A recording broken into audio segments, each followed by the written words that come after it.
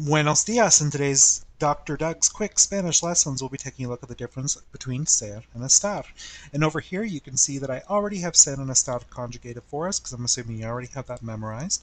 What do you use them for? They both mean to be, but they mean to be in different contexts. On a basic level, think of ser as being permanent, and estar as being temporary.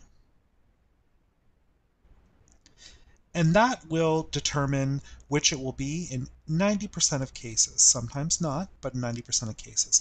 So under permanent, we have things like a description of somebody.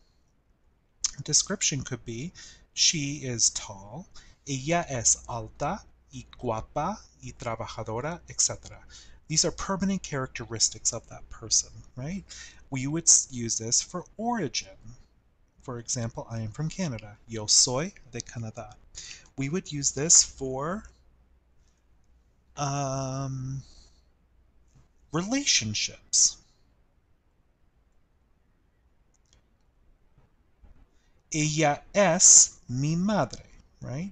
And you can also think of that as falling under permanence because she will always be my mother, right? Unless something really terrible happens. Um, Things that aren't permanent that do fall under ser are the date and time. We've already gone over this in learning how to tell time. Es la una, es el 5 de septiembre. Date and time are used with ser. With estar, we're talking about temporary things that can change. So this could be conditions. I am bored. Yo estoy aburrido. No? Emotions. Yo estoy feliz. I am happy, right? These are temporary things. It's also used with location. Yo estoy en la biblioteca. I am in the library. And think of location as something that could very well be temporary, right? And it's also used with the present progressive, which if you haven't learned yet, you soon will. Present progressive, which is the form of estar plus the ando, yendo, right? If you haven't learned that, you will. I also have a video on that if you want to watch it. Some particulars here that you need to watch out for. Location. Generally, location is ser unless it's the location of an event. Locations of an event are ser instead of estar.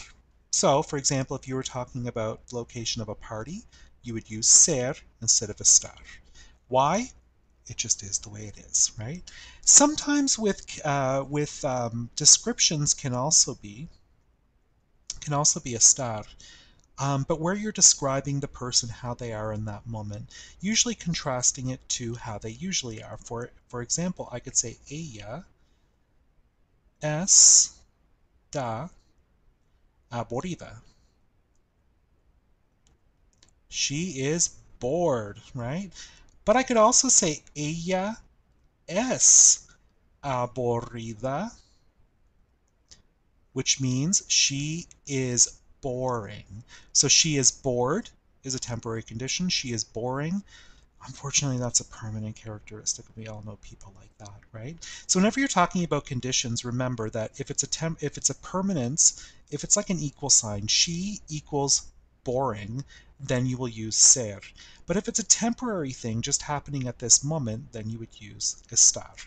That's one that can flip back and forth. And that's basically it for ser and estar. I hope this helped. Nos vemos.